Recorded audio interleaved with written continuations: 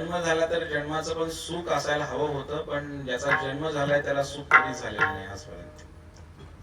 आईच्या गर्भामध्ये असताना जेव्हा आपण त्या आईच्या गर्भामधून बाहेर येतो, आतमध्ये पण भरपूर वेदना आहेत आईच्या गर्भामध्ये. असं म्हणलेलं आहे की आईच्या गर्भामध्ये उलट टांगलेलं आहे. एका जीवात्म्याला डोकं खाली, पाय वर आणि धनुष्यबाणाचा आकार आहे असा, आणि तो जीव आईच्या गर्भामध्ये असा उलट्या टांगलेल्या अवस्थेमध्ये आहे. आपल्याला उलट बोललं तरी राग येतो, उलट टांगलं तर काय होईल, किती त्रास होईल. अशी अवस्था श्रीमद भागवताचं वर्णन आहे. कपिल देव आपल्या आईला देवतेला सांगतात की जीव जो आहे, जीव हा जन्माच्या अगोदर पण त्रास भोगत होता आणि नक्कीच आतून बाहेर यायला त्याची इच्छा नव्हती तशी करायला, कारण बाहेर याच्यापेक्षा भयानक परिस्थिती होती. म्हणून जेव्हा एखादं मूल जन्माला येतं त्यावेळेला ते मूल रडत असतं, कोणतंही मूल हसत नाही. भगवान श्रीकृष्ण जेव्हा प्रकट झाले गोकुळामध्ये तेव्हा ते हसत होते. मथुरेच्या कारागृहामध्ये देवकीच्या पोटी भगवंत प्रकट झाले, भगवंत हसत होते, परंतु सामान्य जीव हा रडतोच. आपल्या सर्वांना, आपल्यापैकी कोणी आहे का हसत जन्माला आलेला? बाहेर येताना आपण सगळेच रडलेलं आहे. याचा अर्थ 100 आणि 1% जन्म हे दुःखाचं कारण आहे.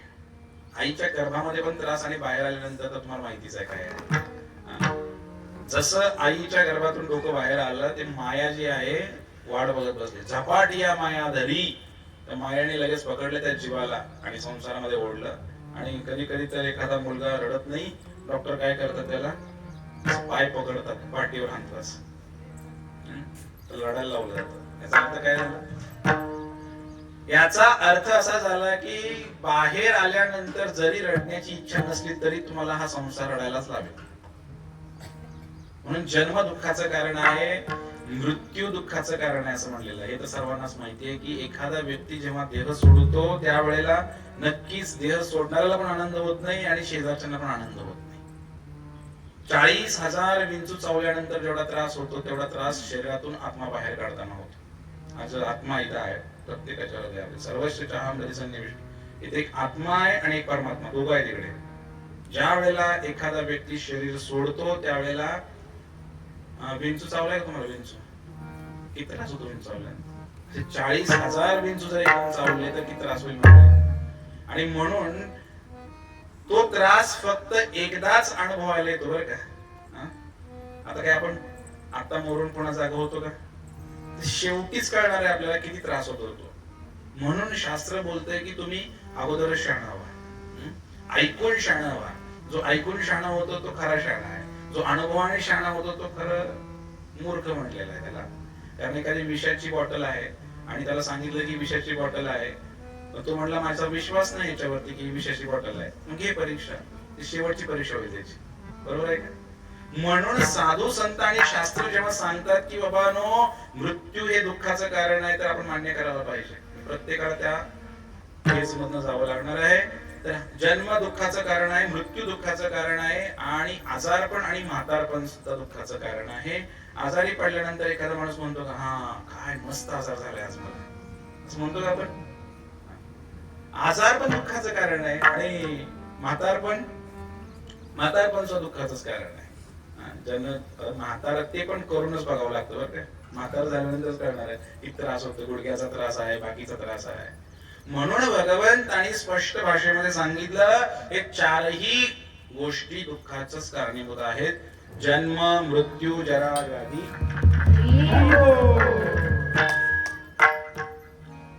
हरी हरी. भगवंतांनी सांगितलं म्हणल्यानंतर काय पूर्णविराम. या चारही गोष्टीपासून 100% दुःख येणार आहे. परंतु या चारही गोष्टींना भगवंत म्हणले बदलू शकता तुम्ही. कसं बदलू शकता? भगवंत म्हणले जन्म कर्मच्च मे दिव्यम एवं यो वेत्ति तत्वतः त्यक्त्वा देहं पुनर्जन्म न इति मामेति स अर्जुना.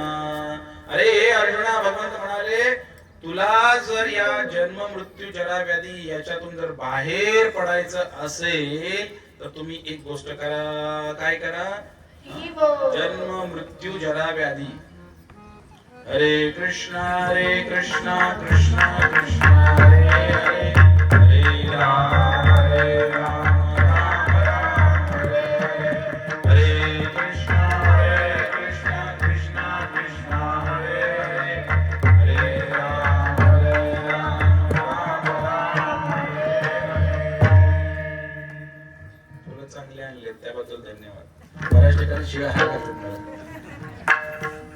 नरेश आहेत बोला. जन्म, मृत्यू, जरा, व्याधी हे चारही गोष्टी मधून जर दुःखातनं बाहेर पडायचं असेल तर भगवंतांनी सांगितलं तुम्ही काय करा, माझं जाणून घ्या जन्म आणि कर्म. भगवान श्रीकृष्ण जेव्हा प्रकट झालेले आहेत गोकुळामध्ये त्यावेळेला भगवंताला जन्मताच केस होते बरं का. आपल्याला असं त्या केस जन्मता कुरळे कुरळे केस होते श्रीकृष्णांना, आणि जन्मताच भगवंताच्या अंगावर असे दागिने हार सुद्धा होते, सगळं काही होतं. तसं आईच्या घरात मांडीवर प्रकट झाले भगवंत. सांगण्याचा उद्देश आहे की भगवंताचा जन्म दिव्य आहे, भगवंताचं मरण, भगवंत कधी मरत नसतो बरं का. तरी सुद्धा एक लीला असते भगवंतांची. भगवंत सोरटी सोमनाथ प्रभास क्षेत्रामधून भगवान श्रीकृष्ण अंतर्धान पावले. कृष्ण सुद्धा बघते. भगवान श्रीकृष्णांचं मरण कसं झालं, भगवंत असे बसले होते, श्रीकृष्ण असं पायावर घेतला मांडीवरती भगवान श्रीकृष्णाने, आणि इकडून एका पारद्याने बाण मारला. तो बाण लागला इकडे भगवंताच्या चरणाला, निमित्त झालं भगवंताला. भगवंताला बाण लागल्यानंतर भगवंत मेला तर भगवंत कसा तो निमित्त झालं भगवंतांना. म्हणून भगवान श्रीकृष्ण म्हणाले तुम्ही माझं जन्म कर्म सगळं जाणून घ्या. जर तुम्ही माझ्यासाठी असा वेळ दिला हे जाणण्यासाठी तर तुम्ही 100% यातनं बाहेर पडू शकता. हे जे दुःखाचं 4 गोष्टी सांगितलेल्या आहेत त्यातनं बाहेर पडू शकता म्हटले. आणि मग मृत्यू सुद्धा एक आनंदाचं कारण होईल म्हणे. इतका आनंद आहे, इतका आनंद आहे. आज हा मंडप टाकलेला इथे वर्ष श्राद्ध आहे म्हणून मंडप टाकलेला आहे, बरोबर आहे. मागच्याच 2-3 महिन्यापूर्वीची गोष्ट आहे. बारामतीमध्ये एक वारकरी संप्रदायाचे महाराज आहेत, कोकाटे महाराज. तर त्यांच्या आईचं वय 90 पेक्षा जास्त झालं होतं आणि सुस्थितीमध्ये होती आजी. आणि जेव्हा त्यांनी अन्न पाण्याचा त्याग केला त्यावेळेला महाराजांना समजलं की आता अन्न पाणी त्याग केल्याचा अर्थ जाणार आहे. तर महाराजांनी मंडप टाकला, असा मोठा मंडप टाकला. मंडप टाकला, ज्ञानेश्वरी पारायण सुरू केलं, 24 तास हरिनाम संकीर्तन सुरू केलं, आणि केळीची खुंट आणून लावले, नारळाच्या झोळ्या आणून लावल्या. जसं काही एखादा लग्नाचा मंडप सजवावा असं सजवलेलं. आणि अनेक कीर्तनकार करणारे बोलवले, वाचणारे, ज्ञानेश्वरी पारायण करणारे बोलवले. आणि हे सगळं होत असताना त्या मातेनं देह सोडला.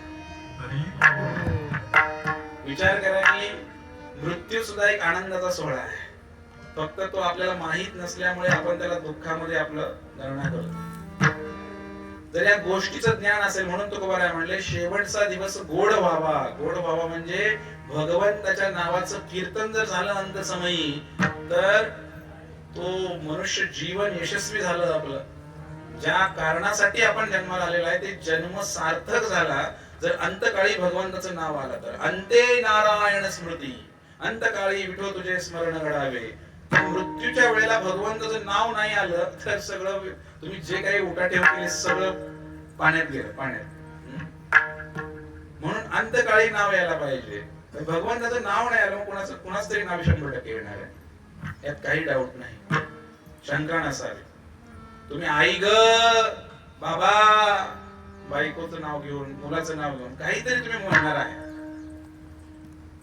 पण जर भगवंतांचं नाव नाही आलं तर मग म्हणे हे सगळं व्यर्थ आहे.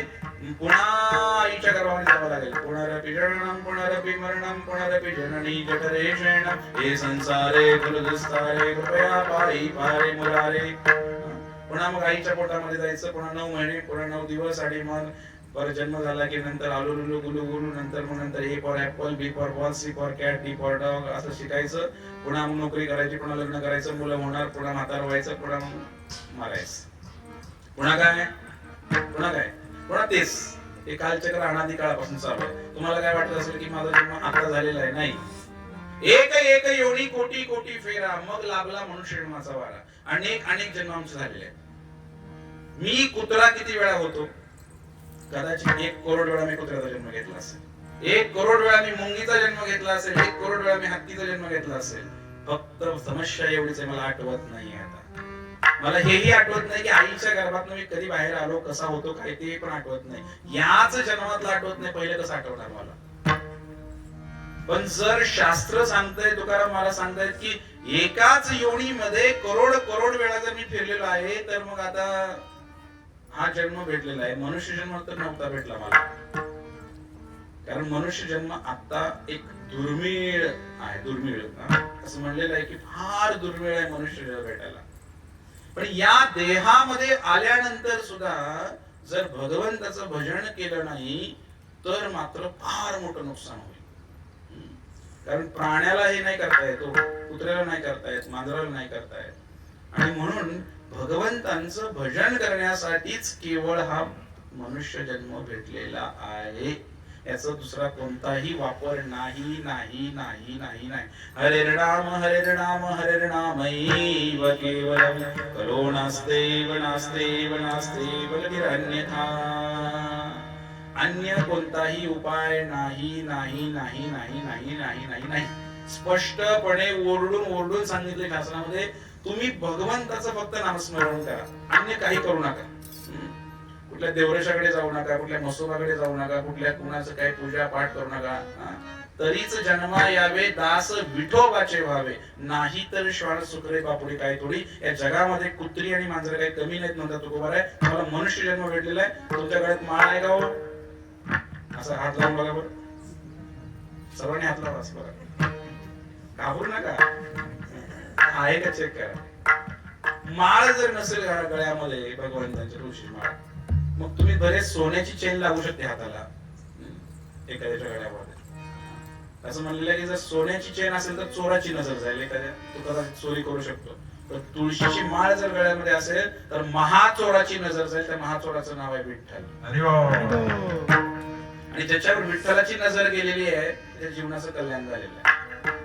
आणि म्हणून साधारणपणे आपण पाहतो ना, किती लोक आहेत. एक माणूस आहे पुण्यामध्ये, त्याचं नाव आहे गोल्डमॅन. काय नाव आहे? गोल्डमॅन. गोल्डमॅन मध्ये त्याच्या गळ्यामध्ये 3 किलो सोन्याची चेन आहे. 3 किलो सोनं. सोन्याचा रेट काय आहे? काय रेट आहे? पावणे 2, 1.5 लाख थोडा. 3 किलो झाले पैसे 4.5 कोटी. त्या लगेच हे सगळं घातलेलं आहे गोल्डमॅन. पण तो मागच्या 1-2 वर्षापूर्वीची न्यूज आहे. तो मेला. काय गेलं? एक गुंजभर पण सोनं घेऊन नाही गेलं ना. आपण ह्या गोष्टी ऐकतो बघतो, पण हे जाणवत का नाही आम्हाला की हे सगळं सोडायचं? हे जाणवत का नाही आम्हाला? कीर्तन करायला सुद्धा जाणवत नाही. कीर्तन करायला सुद्धा पाकिटासाठीच कीर्तन करायला लागले. त्यांना कशाच जाणवण बाबा, काय कशासाठी मी म्हणतोय तर खरं काहीच घेऊन जायचं नाही. पाकिटात एखादी नोट कमी आली तर मग परत तो किती वेळा बोलायला बसलेला आहे. असं का होतंय? जाणवत का नाही? कारण आम्ही तो विधी करत नाही. तो विधी आहे म्हणजे भगवंताचं भजन कीर्तन करावं लागतं, साधन करावं लागतं. आणि ते केल्यानंतर याची जाणीव होते की नाही हे खरंच नश्वर आहे. आता फक्त बोलतोय आपण की हे नश्वर आहे, मेल्यावर सगळं सोडून जायचं हे आम्ही बोलतोय, पण ते जाणवत का नाही आम्हाला? कालचीच रामनवमीच्या आदल्या दिवशीची गोष्ट आहे. रामनवमीच्या आदल्या दिवशी मी सकाळी एका मैताला गेलो, संध्याकाळी एका मैताला गेलो 9 वाजता. 2 मैत झाले. दोन्ही ठिकाणी मी पाहिलं की संतोष प्रभू सोबत यांच्या बरोबर की तिथं विधी चालू आहे. आम्ही कीर्तन करतोय, ते उभारून कीर्तन करतोय, आम्ही जाळायचा विधी चालू आहे. परंतु सगळे लोक मोबाईल मध्ये लागलेले आहेत. चांगले स्मशानवाल्यांनी पण गावात चांगली पायऱ्या वगैरे बनवले बसायला, मस्तपैकी कंपाऊंड घातलेला आहे, लाईटी सगळं लावलेलं आहे. सगळे लोक मोबाईल मध्ये लागलेले आहेत. तिकडे मड जळतंय आणि मोबाईल मध्ये बघतात. किती हे आभास, विरोधाभास आहे असा बघा. प्रत्येकाला वाटतंय. म्हणूनच युधिष्ठिर महाराज म्हटले, जेव्हा यक्षाने प्रश्न विचारला जगातलं सगळ्यात मोठं आश्चर्य काय आहे, त्यावेळेला युधिष्ठिर महाराजांनी उत्तर दिलं, जगातलं सगळ्यात मोठं आश्चर्य आहे अहनी अहनी भूतानि गच्छन्ति यमालयं शेषः स्थावरं मिच्छन्ति किम आश्चर्यं परम. प्रत्येक व्यक्तीला मरण येत असतं प्रत्येक क्षणाला. पुढच्या एक क्षण आम्ही मृत्यूच्या जवळ चाललेला आहे. आमच्या आयुष्यामधला एक क्षण जवळ चाललोय की नाही आपण? उदाहरणार्थ 10 वर्षांनी माझा जर मृत्यू होणार असेल तर माझ्या आयुष्यातला आता 1 तास कमी झालेला आहे, अजून 1-2 तास कमी होणार. असं करत करत प्रत्येक जण त्या मृत्यूच्या जवळ चाललेला आहे. पण विचार कोणीच करत नाही की मला आता मृत्यू येणार आहे म्हणून. प्रत्येकाला असं वाटतं की मी अजून जगणार आहे, मी अजून जगणार आहे. हे जगातलं सर्वात मोठं आश्चर्य असं युधिष्ठिर महाराज म्हणाले. क्षणोक्षणी हाची करावा विचार, तरावया पार भव सिंधू. म्हणून तुकोबाराय काय म्हटले की क्षणोक्षणी हाची करावा विचार, तासो तासी दिवसो दिवसी हाची करावा विचार असं नाही म्हटले. कारण प्रत्येक क्षणाला, आता पुढच्या क्षणाला पण मृत्यू मला येऊ शकतो, आपल्याला येऊ शकतो. त्याचं काय आहे काय गणित आहे घ्यायचं काय? एका क्षणाचाही भरवसा नाहीये, तर आपण एवढी मोठी तयारी का करत आहे, एवढं मोठं प्लॅनिंग का करत आहे? म्हणून हा जो मृत्यू आहे ना, त्या मृत्यूवर थोडी चर्चा व्हायला पाहिजे प्रत्येक वेळेला. हा, मायेनं धरलेलं आहे त्यामुळे आपण विसरणारच आहे, काही विषय नाही. थोडी थोडी माया आपल्याला पकडलेली आहे, थोडं आपण विसरणारच आहे. पण सदैव कीर्तनामध्ये गेल्यामुळं, कथेमध्ये गेल्यामुळं, साधू संतांच्या संपर्कामध्ये राहिल्यामुळं याची जाणीव होते की नाही नाही मृत्यू येणार आहे. तर मी सिद्ध मरायाला हो.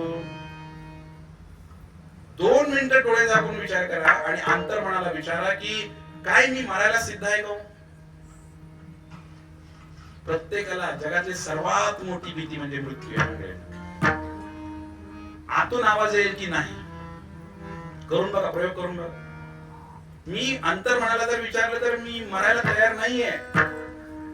पण जर साधू संतांनाच हा प्रश्न विचारला, साधू संतांना विचारला, तर साधू संत म्हणतील की मी मरायला सिद्ध आहे.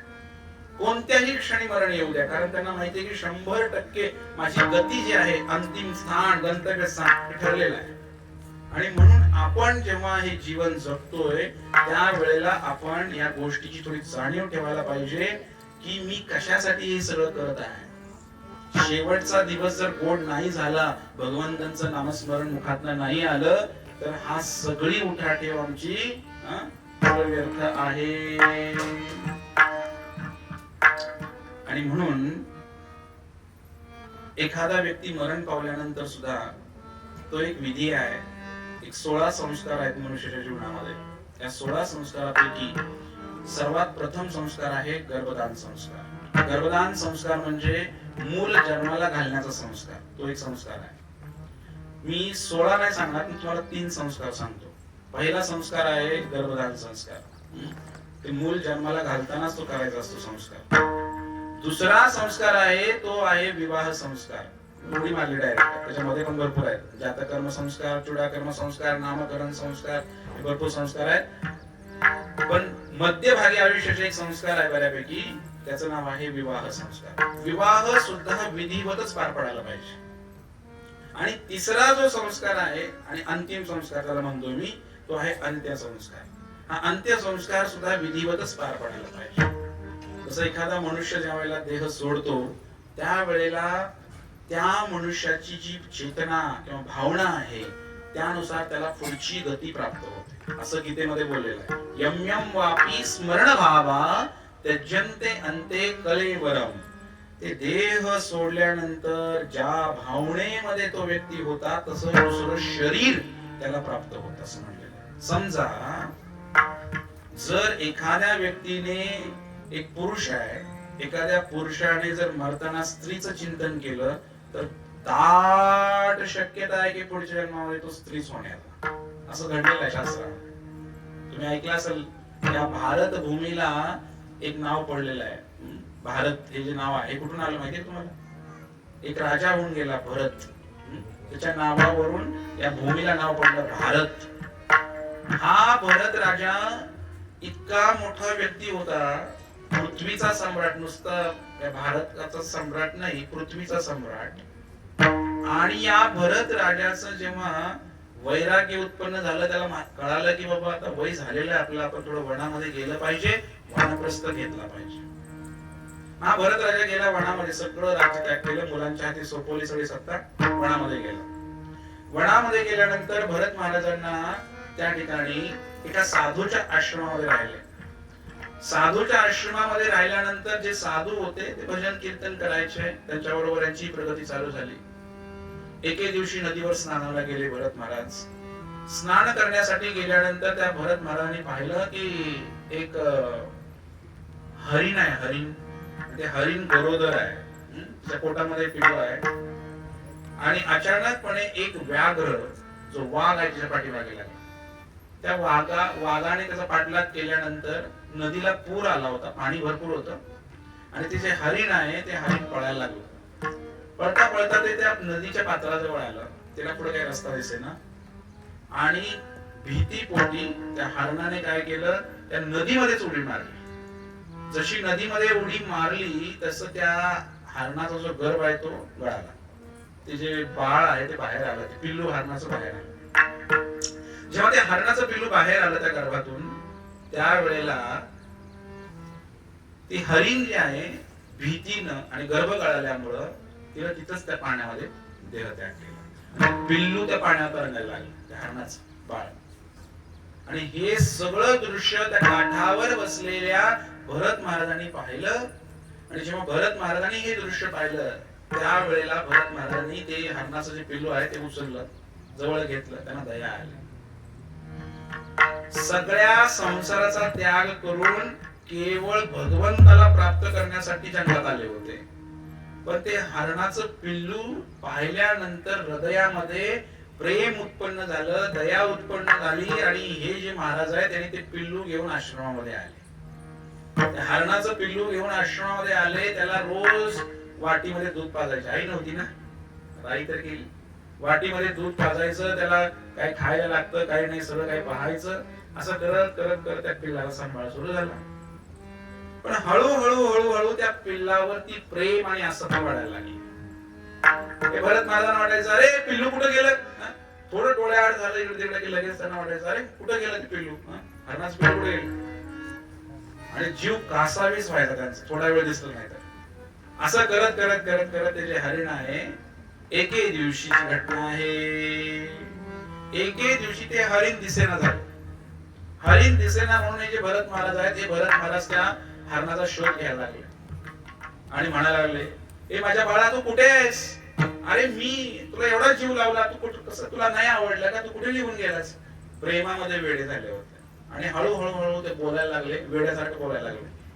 आणि जंगलामध्ये, ए माझ्या बाळा कुठे आहेस तू, ए पिल्ला कुठे आहेस तू, असं म्हणत सगळ्या जंगलामध्ये पळायला लागले भरत महाराज. त्या हरणाप्रती झालेलं प्रेम त्यांना सहन नाही झालं. इतक्या प्रेमामध्ये वेडे झाले भरत महाराज. त्या सगळ्या जंगलामध्ये फिरायला लागले. सकाळी सुरू केलेला शोध त्या पिल्लाचा, सायंकाळी अंधार पडायला लागला. अंधार पडायला लागल्यानंतर त्यांच्या लक्षात आलं की अजूनही पिल्लू सापडलेलं नाही. जीव कासावीस झालेला आहे. सकाळपासून पाण्याचा थेंब घेतलेला नाही भरत महाराजांनी. आणि मग त्या ठिकाणी संध्याकाळ झाल्यानंतर ते हरणाला हुडकत होते. इतक्यात एक मोठा खड्डा होता. खड्डा, त्या खड्ड्यामध्ये ते चक्कर येऊन पडले भरत महाराज. आणि त्याच ठिकाणी त्या भरत महाराजांचा प्राण गेला. पण इतक्यात एक घटना घडते मंडळींनो, ही फार महत्वाची गोष्ट, ध्यानपूर्वक ऐका. ज्या वेळेला ते भरत महाराज त्या खड्ड्यामध्ये पडले, त्यांचा प्राण जायला लागला होता, इतक्यात ते हरणाचं पिल्लू तिथं आलं. आणि मरताना त्या हरणाच्या पिल्लाचं दर्शन त्यांना झालं. आणि त्या डोक्यात पण त्या हरणाचं चिंतन चालू होतं. आणि त्यामुळे ते जे भरत महाराज आहे, त्या भरत महाराजांना पुढचा जन्म हरणाचा भेटला. श्रीमद भागवतामध्ये कथा आहे. पुढचा जन्म हरणाचा भेटला. आणि ते हरिणाचा जन्म पण कुठे भेटला, त्याच आश्रमामध्ये ते हरिण आलं परत. त्याच जंगलामध्ये हरिण बनलं. एवढा मोठा राजा आता हरिण बनलेला आहे. आणि हरिण बनून त्याचा जन्म तिथं झालेला आहे. पण हे हरिण मात्र आता साधारण नव्हतं. कारण मागच्या जन्माच्या आठवणी सगळ्या मनामध्ये त्याच्या होत्या. आपल्या पण असतात बरं का. आपला जो स्वभाव बनलाय ना, आता तुम्ही थोडे रागीट आहात, तुम्ही थोडेसे आळसी आहात, हे सगळी जी लक्षणं आहेत ना, ही लक्षणं आली कुठून तुमच्यामध्ये, ही लक्षणं आली पूर्वजन्मापासून. पूर्वजन्मी आपलं असं काहीतरी असेल. आणि म्हणून हे जे हरिण आहे, हे हरिण त्या ठिकाणी त्या साधूंच्या जवळ यायचं आणि कीर्तन चालू झालं साधूंचं, त्या कीर्तनामध्ये डोलायचं हरिण. राम कृष्ण हरी राम कृष्ण हरी राम कृष्ण हरी राम कृष्ण हरी राम कृष्ण हरी राम कृष्ण हरी राम कृष्ण हरी राम कृष्ण हरी राम कृष्ण हरी राम कृष्ण हरी राम कृष्ण हरी